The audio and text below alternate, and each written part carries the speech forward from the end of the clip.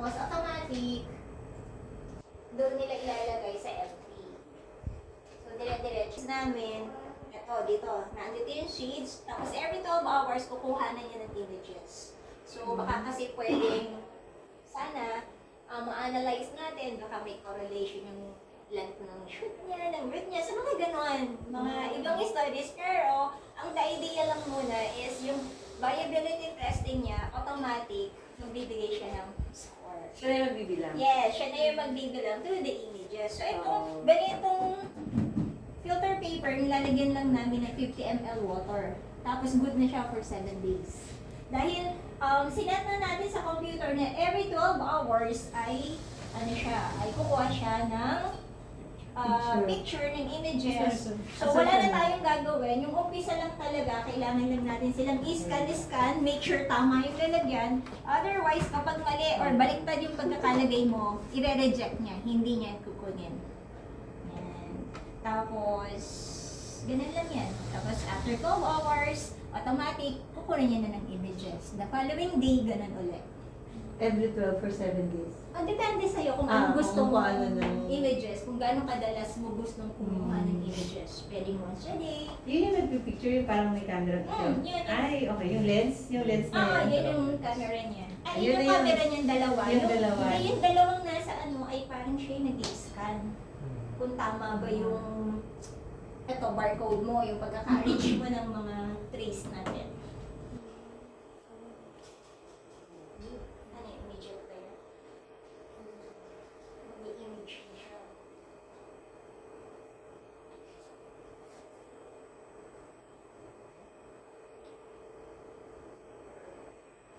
Anong cars na nilagay? Ang 830.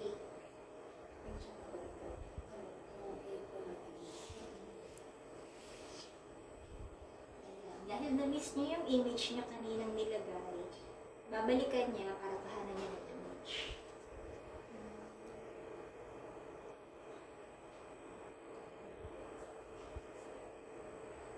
Pero ginagamit yun na hindi pa. Ginagamit na namin, kaya lang medyo nag-usang kami ng pamilya na ganito, because yung boxes na cost $500,000. Ayan nga eh. So ngayon, Ayun. Ayan, ano ginagawa niya? Nag-picture. kuha na ng image, tapos nakasave na yan. Kaso wala yung seeds, kunyari lang yan ha, para mapakita ko lang sa inyo yung machine. Ayun. Oh, tapos tinakta na niya. Ayun. Kasi babalik niya na. Tapos yung susunod naman. Tapos, by schedule yan eh. Kung halimbawa, next niya, kung 8:30 na 8 a.m. na miss niya, so mamaya 8 p.m. naman. So, kada setup namin, meron kaming 30 minutes difference. Parang yun yung approximate na nilalagay niya. Yung ikot. Yung kung isang buong ganun na, Ah. 30 30 minutes minutes yun. yung natatransfer niya. Kaya meron kami 30 minutes difference.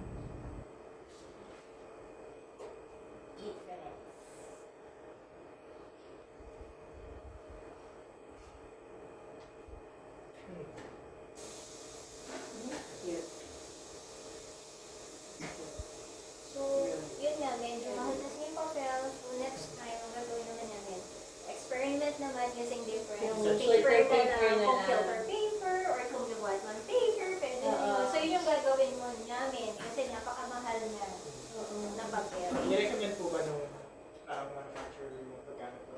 Of course, kasi yung images kasi ang ano eh. Pag kasi nabasa Ay, siya, may iba na. oo. So, yung image niya. Pero for now kasi, dahil yung analysis program ay hindi pa binibigay sa atin, so, hindi naman natin magagamit for analysis yung mga images, di ba? So, might as well, para hindi nakatenga, si Steffi nga pala yan, pinakikilala ko sa inyo, si May Steffi. pangalan.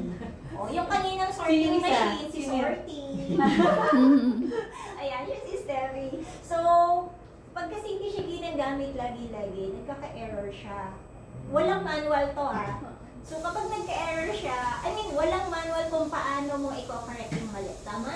So, kami yung naghahanap ng way, paano natin to itatama yung ganitong error. Ang manual niya lang is yung mga parts niya lang talaga. So, ayun. Kaya for now, dahil wala pa naman yung analysis program, mag-explore kami using the filter paper, or yung nabibili sa hand towel na, alam mo yung papel, o igagano na lang natin kung paano, para magamit lang din siya. So, supposedly, yung pinipilian doon ng ating mga ate, dyan siya pupunta. Pag viability monitoring, dito naman. So, ito yung initial viability testing, yung bagong harvest natin, doon, viability monitoring. Yung first packing natin lang, yung kakagrow lang sa field, dito siya. Ang maganda dito, imagine 50 ml of seeds lang ha. ml of water lang. Tatagal na siya for 1 week. Sa ganyang klaseng papel. Okay. Kaya ayun, kailangan explore natin, baka tama ba yung 50, kulang ba yung 50 kung sa Sa different. ibang papel. So yun yung gagawin ko next time. Hopefully, magawa ko next week. Para mapa-under na siya. Ayan. So, that's it. Konti lang ginagawa namin dito. Baka wala na tao, trabaho ang tao, puro robot na ngayon. Hindi naman siya pwedeng palitan niya sa Isa na lang. tao. Kasi tao din ang gumagawa. Katulad ng sorting machine doon. Kung hindi siya si Ate Alice yung gagawa ng recipe, hindi siya vendor. Tapos may limitation din siya, hindi niya kayang tingnan yung ilalim, di ba? So, kailangan tingnan pa rin ng tao yung nilalabas niya. Pagano na lang yun. Oo, kaya sir, hindi pwede. Parang, nandiyan lang sila machine para kung medyo mapadali. Pero hindi po para palitasan. Tama ba? Oo. Di ba? Unti lang na ginagawa namin dito. Okay, dito na kayo mag-apply. May opening ba? May opening ba kayo?